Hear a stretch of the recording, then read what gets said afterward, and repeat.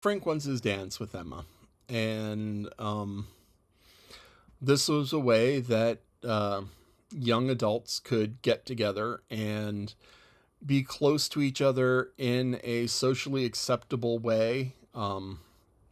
There were concerns about, young adults doing things that they shouldn't do before they get married, and by having this dance, they get together in a socially acceptable way.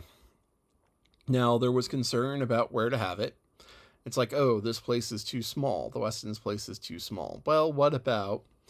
And Frank comes up with the idea with the Crown. Now, the Crown was a pub tavern inside town.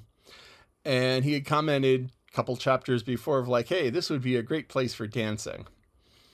And so now he has arranged to have his dance there. But there were issues with the dance. And the issues were that there wasn't room for a proper supper.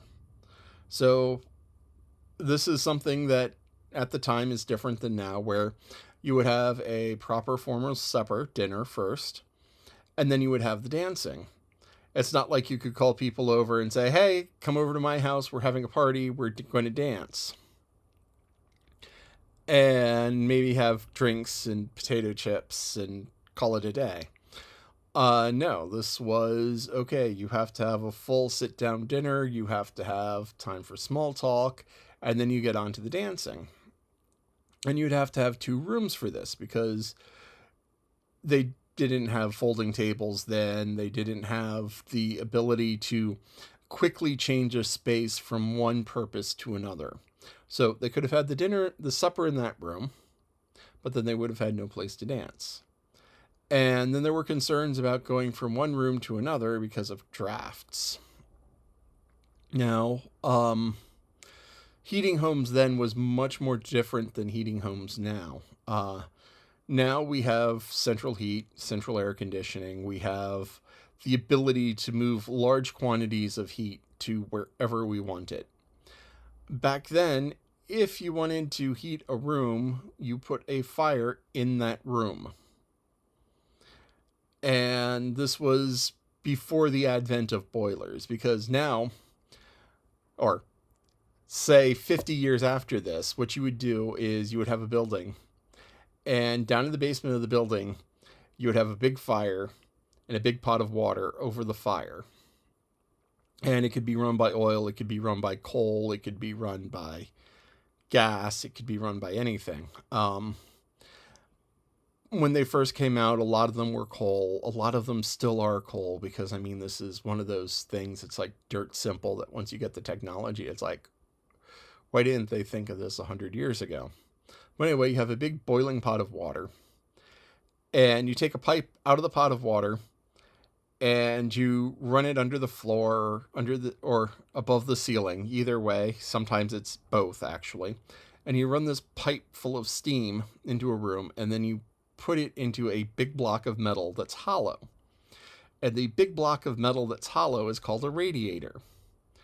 And the steam hits the radiator, and it has a large amount of surface area, and it holds a lot of heat. So what happens is the steam then condenses back into water. So you have this line of high pressure steam going into the radiator.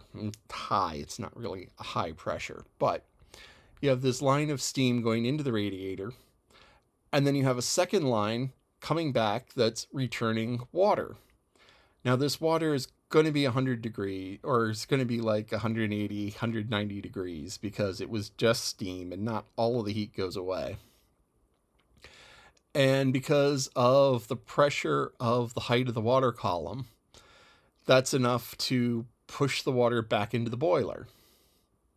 So what you have is you have this circulation of steam going up into the radiator, condensing, and as the steam condenses, it releases the heat from the steam into the radiator.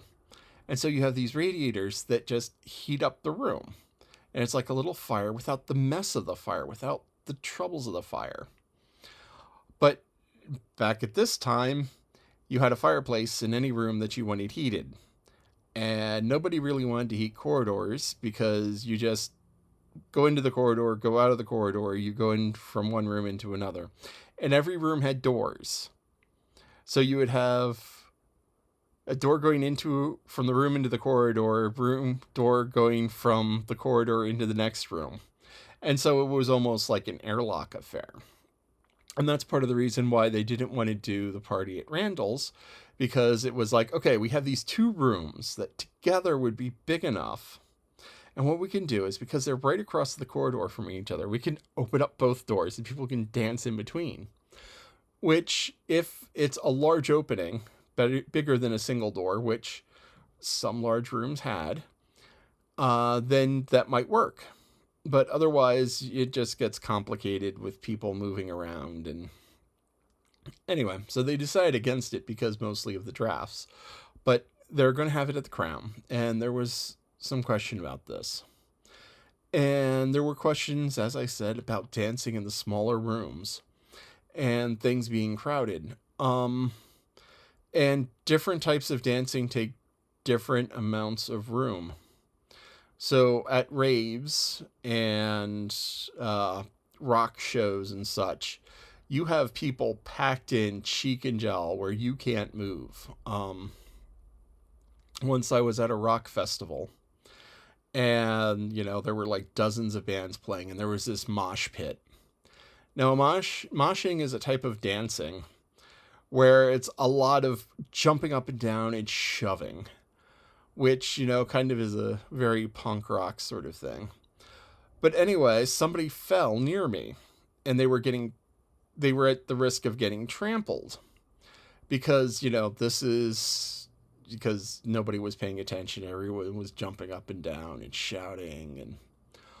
And so what I did was I turned and I found a section of people, and then I pushed. And because I am a sizable fellow, and because they were jumping and therefore not having good contact with the ground, and I had my feet firmly planted and was pushing slightly up. See, that's a trick when you want to give somebody a good hard shove. You kind of give them a lift as you push them, so you push them up and away, not just away, and definitely not down and away. So you get your hands like this and you push up. Anyway, so there were two people. They're back to me, and they were in danger of trampling the person. And it's just like, push.